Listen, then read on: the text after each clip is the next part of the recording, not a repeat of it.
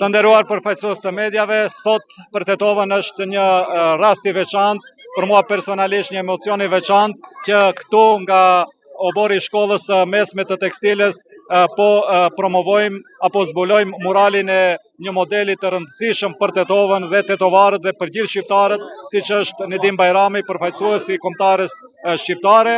Me këtë muralin e duam që gjithë të rive t'ju japim një model se si ata të kenë sukses në jetë. Prandaj edhe një herë faleminderit Nedimi që në gjithë angazhimin e tij gjeti kohë që sot të jetë në mesin tonë dhe këtive të rive t'ju jap një emocion të veçantë. Faleminderit Nedim. Medi, si ndihesh në Tetovë dhe çfarë do të thotë ky moment për karrierën tënde? Besoj se për mua është një ditë. Tash mund.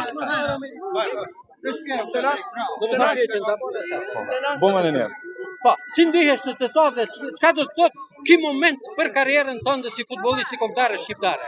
Unë ndihem sot shumë i lumtur, domethënë të jem sot këtu në Tetovë, jo vetëm unë vetë, po gjithë familja ashtu. Të shoh gjithë të njerëzit që janë të lumtur edhe ta ndjekin domethënë sportin dhe uroj gjithëve shumë sukses. Diçka tjetër? Doni porosi për Tetovarët? Nedim, edhe një pyetje. A vao ndonjëherë do e vesh panellën kuqezi për shkëndijë? Tetovë. Karriera është e gjatë shumë, po si dihet kur futbollit, kështu që unë jam për momentin e Rangers, fokusi është aty edhe Shkëndijës u uroj shumë suksese. Nedim, një porosi për ta të rit, të cilët do t'i ndjekin ëndrat e Nedim Bajramit. Një porosi për të rit, ju uroj shumë sukses, domethënë atë rrugën e gjatë që e kanë, se unë e di çka kam hek, domethënë s'është rrugë e thjeshtë, po duhet me punu shumë, duhet me besu, edhe kur mos mu dorëzu, se me punë mundesh me arrit gjithë gjërat në jetë. Dhe vetë shpresa që Shqipëria të kualifikohet në botror.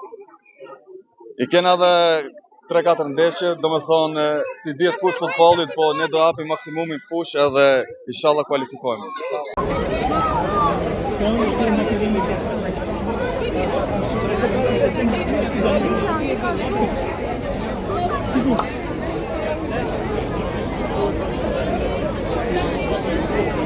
Shoni se tu ka problemi dhe nëse jo ka besoj se se bëj.